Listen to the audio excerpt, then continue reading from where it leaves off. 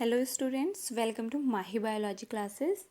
ये वीडियो उन बच्चों के लिए हैं जो नीट 2020 के लिए प्रिपरेशन कर रहे हैं, उसका एग्ज़ाम देने वाले हैं। अभी तक कुछ भी क्लियर नहीं था कि हमारा नीट का एग्ज़ाम कब होगा, जून में होना है, अगस्त में होना है या फिर आगे भी बढ़ सकता है। ये अभी तक कोई क्लियर नहीं था क्योंकि जैसे कोविड-19 के केसेस बढ़ रहे हैं, नीट के एग्ज़ाम होने की पॉसिबिलिटी कम हो रही है जिस तरीके से इंडिया में केस बढ़ रहे हैं। बट अब आपका फाइनल हो जाएगा कि आपका नीट कब होना है। इससे आप अपनी प्रिपरेशन को कंटिन्यू कर पाएंगे, अपना टारगेट बना पाएंगे, उतने दिन का गोल कर पाएंगे। इससे पहले एक बात और, आपने डीमोटिवेटेड नहीं होना है। एग्ज़ाम कभी भी हो, जून में हो, जुलाई में हो या फिर अगस्त में हो, उससे आपको कोई फ़र्क नहीं पड़ना चाहिए आपकी प्रिपरेशन पर। फर्स्ट चीज़, आपको ये अच्छी अपॉर्चुनिटी मिली है अपनी अच्छे से पढ़ाई करनी। हाँ, ये है कि नीट की एग्ज़ाम फिक्स नहीं है तो हम थोड़ा डीमोटिवेट हो रहे हैं कि पता नहीं, हमारा कोई गोल नहीं है अभी कि हमें पता था कि 3 मई को एग्ज़ाम है तो हमने उस हिसाब से प्रिपरेशन करी थी, लेकिन अभी कुछ एग्ज़ाम की डेट का पता नहीं है। बट अब आपकी एग्ज़ाम डेट फाइनल हो जाएगी। कल आपका 5 मई को पता चल जाएगा कि आपका एग्ज़ाम कब होना है। फिर उसके अकॉर्डिंग हम एक टाइम टेबल सेट करेंगे, भले ही जो भी डेट दी जाए हमें, जून की दी जाए या फिर जुलाई की दी जाए या अगस्त की दी जाए, जो कोई भी डेट हमें दी जाएगी, हम उसके अकॉर्डिंग अपना टाइम टेबल सेट करेंगे कि हमने कैसे प्रिपरेशन करनी है, कैसे इतने दिन का गोल करना है। तब तक के लिए भी आप पढ़ते रहिए। इस टाइम पे ज़्यादा से ज़्यादा मेरा आपको यही एडवाइस है, अपने एक्सपीरियंस से बोल रही हूँ, ज़्यादा से ज़्यादा आप सिर्फ क्वेश्चन प्रैक्टिस कीजिए। जो बच्चे नीट 2020 के लिए प्रिपरेशन कर रहे हैं, इस चीज़ को ध्यान रखिए। जितने ज़्यादा आप प्रीवियस ईयर क्वेश्चंस करेंगे, फालतू के क्वेश्चन नहीं लगाने हैं, कोई मन से बने हुए जिस बुक में जो एग्ज़ाम के क्वेश्चन नहीं होने उनको नहीं लगाना है। आप पहले एक बार लगा चुके हैं तो उनको नहीं लगाना है, लेकिन एग्ज़ाम के क्वेश्चन आप बार बार लगाइए, बार बार लगाइए। सेकंड चीज़, आप अपनी एनसीईआरटी को बार बार रिवाइज़ कीजिए। एनसीईआरटी तो हमें पता है कि हमारे लिए नीट के लिए क्या चीज़ है, तो हमें उसे बार बार रिवाइज़ करना है, भले ही वो केमिस्ट्री में हो, बायोलॉजी में हो या फिर आपकी फिजिक्स में हो। कॉन्सेप्ट आपका एनसीईआरटी से ही बिल्डअप होता है, तो आपने उसी को अच्छे से पढ़ना है। बायोलॉजी में नीट 2029 में जो था, 2019 में जो था, 81 क्वेश्चन डायरेक्ट आपके एनसीईआरटी से थे।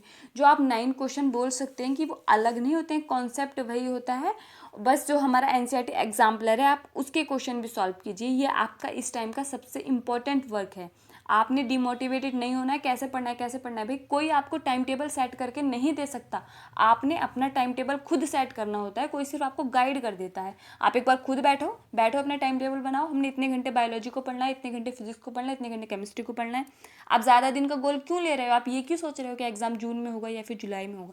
आपने सोचना है एग्ज़ाम हमारा जून में है। अभी जून में, मई में नहीं हुआ, कोई नहीं, हमने अभी 3 मई को था, हम 3 जून का टारगेट सेट करके बैठते हैं, 1 महीने का टाइम टेबल बनाते हैं, उसको एक बार रिवाइज, पूरा कंटेंट अपना जो भी हमने पढ़ा है, एनसीईआरटी क्वेश्चन सब उसमें कर देते हैं। फिर अगर आगे है, जुलाई में होगा, तो फिर हम 1 महीने का और गोल, अपना गोल ऐसे सेट कीजिए खुद से अपने टाइम टेबल को। एक सबसे अच्छी चीज़, एक चीज़ आप अगर मुझसे पढ़ रहे हैं तो एक चीज़ इसको कहीं सेट कर लीजिए। ना ही तो कोई भी इंसान आपको आपका टाइम टेबल बता सकता है कि सुबह 4 बजे उठ जाओ, 2 बजे उठ जाओ। ये आपके ऊपर है, आपकी बॉडी कैसे रिस्पॉन्स करती है। कुछ बच्चे ऐसे भी हैं जिनको मॉर्निंग में उठकर नहीं पढ़ा जाता है, बहुत बच्चे हैं ऐसे, बहुत। मैं भी उनमें से एक हूँ। मैं मॉर्निंग में उठ के कुछ नहीं पढ़ सकती, नहीं पढ़ सकते, होता है सबके साथ, सबका अलग अलग बॉडी लैंग्वेज है, तो सबके अलग अलग तरीके होते हैं। और कुछ बच्चे ऐसे हैं जो शाम को नहीं पढ़ सकते, कुछ बच्चे दिन में नहीं पढ़ सकते तो रात को पढ़ते हैं, पूरी पूरी रात पढ़ लेते हैं। तो वो चीज़ एक आपके ऊपर डिपेंड करती है कि आपने अपना टाइम टेबल कैसे सेट करना है। टाइम आप सेट करेंगे, सिर्फ आपको हम ये गाइड करेंगे आपने कितने घंटे कैसे किसको प्रिपेयर करना है। बट वो टाइम ये नहीं है कि किसी टीचर ने आपको बताया कि सुबह 2 से 4 ये पढ़ो, 4 से 5 ये पढ़ लो, 9 से 11 ये पढ़ लो, तो आप टेंशन में ही डिप्रेस हो गए कि भाई हम तो इतने टाइम उठ ही नहीं सकते, तो हम कैसे करें। तुम उस टाइम नहीं कर सकते तो अपने टाइम अकॉर्डिंग टाइम को सेट करो ना। डीमोटिवेटेड नहीं होना है, डिप्रेस नहीं होना है किसी भी चीज़ से। टाइम आप अपना खुद सेट करेंगे, हम सिर्फ आपको ये गाइड करेंगे आपने कितने घंटे क्या पढ़ना है, कैसे पढ़ना है।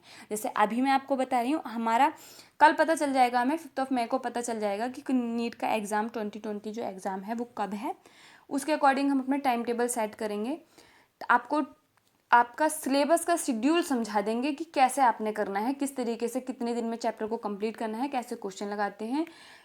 बट आपने जो अपना गोल रखना है, जो अपना फ्री टाइम रखना है, देखिए फ्री टाइम भी आपका कौन सा टाइम होना चाहिए कि आप फ्री टाइम में भी पढ़ रहे हैं।